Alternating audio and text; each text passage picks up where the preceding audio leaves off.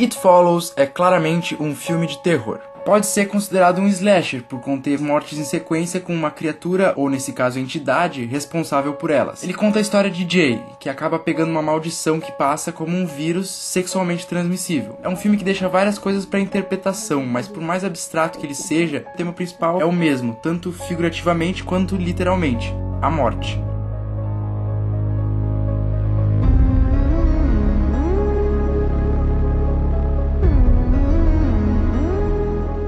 Planos longos e cenas que trabalham o pavor com a demora e a antecipação, ele tem um ritmo constante de medo. O diretor David Robert Mitchell diz: "Eu queria fazer um filme sobre medo e ansiedade. Eu acho que é mais sobre o sentimento de esperar por algo. Você entende que as coisas podem ficar terríveis, mas não sabe quando, nem como, nem onde."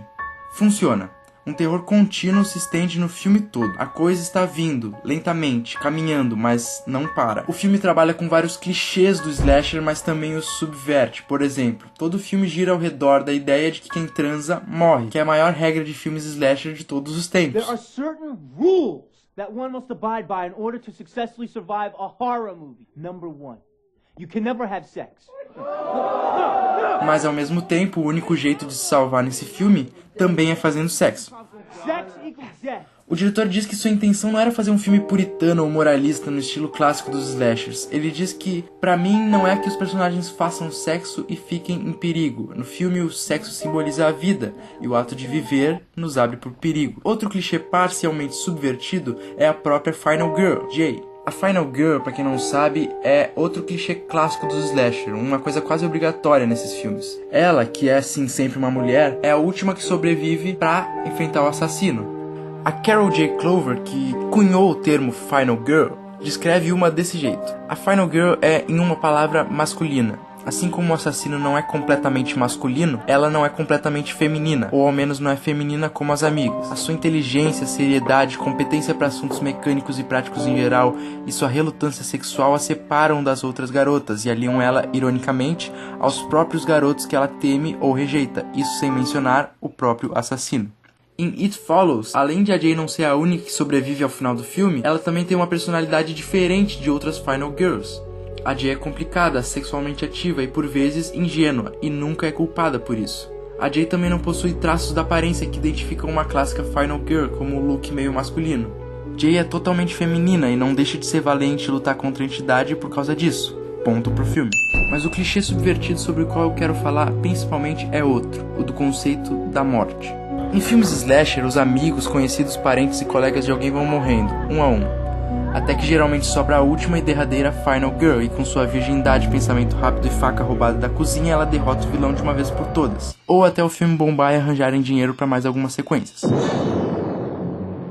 E depois que o vilão é derrotado, a polícia chega e a Final Girl descansa ensanguentada em algum lugar, ficamos com a sensação de que o mal está terminado e ninguém nunca mais vai morrer. Mentira! A Final Girl vai morrer um dia, de ataque do coração, de velhice ou atropelada por um carro. A morte não deixou de segui-la. Só não é mais algo tangível como um psicopata com uma máscara, agora é uma coisa abstrata, borrada, um mistério. Para algumas pessoas, o mistério da morte é uma coisa ruim, amedrontadora. Outras preferem encarar a morte nos olhos e viver sabendo que ela vai chegar. Por exemplo, em Breaking Bad, quando Walter White é diagnosticado com câncer de pulmão, ele diz: I have spent my whole life scared, frightened of things that could happen, might not happen. 50 years I spent like that. Finding myself awake at 3 in the morning. But you know what? Ever since my diagnosis, I sleep just fine. Para ele, saber como e aproximadamente quando ia morrer facilitou a sua aceitação. Ele deixou as dúvidas sobre sua morte de lado, parou de tentar adivinhar como impedir o seu fim e passou a se dedicar a outra coisa, a viver. Mas e se a morte é visível e te segue constantemente, com passos demorados a 30 metros de distância? Esse, na verdade, é até outro clássico dos slasher, o Ominous Walk, e é usado em filmes de terror para mostrar que a vítima está à mercê do assassino, completamente sem saída. Acontece geralmente quando alguém tropeça e, em vez de se levantar e sair correndo, fica se arrastando que nem um idiota. Depois que a gente percebe que as tentativas de impedir a coisa de agir são todas inúteis, cada vez mais os personagens demonstram estar com menos medo e com mais cansaço, aceitação. E essa mensagem sobre a necessidade de aceitar a vida e seguir em frente está presente no roteiro, na direção de arte, na trilha sonora e até na fotografia.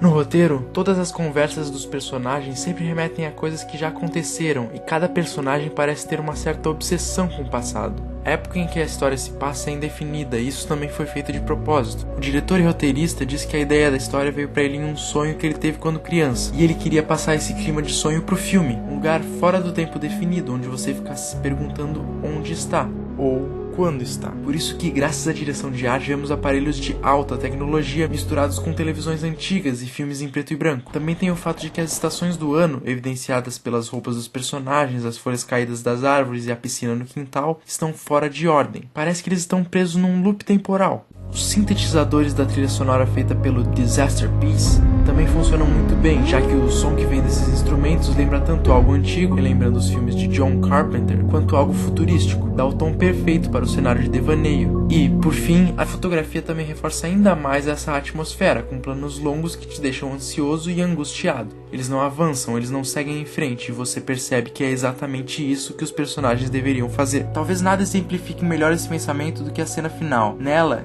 Jay e Paul caminham pela rua, e ao longe dá pra ver a entidade seguindo os dois. Sobre essa cena, o diretor disse: tínhamos algumas variações, algumas onde ele, a coisa, estava bem distante e outras onde ele estava bem perto. Nós escolhemos aquele onde ele está ali, mas não tão perto, para que as pessoas pudessem decidir o que aquilo significava. Eles caminham de mãos dadas, com a completa consciência de que algo os persegue. Eles nem precisam olhar para trás, eles sabem que um dia vão morrer. Eles aceitam que a morte é inevitável, como é para todos nós, mas continuam caminhando, continuam seguindo em frente.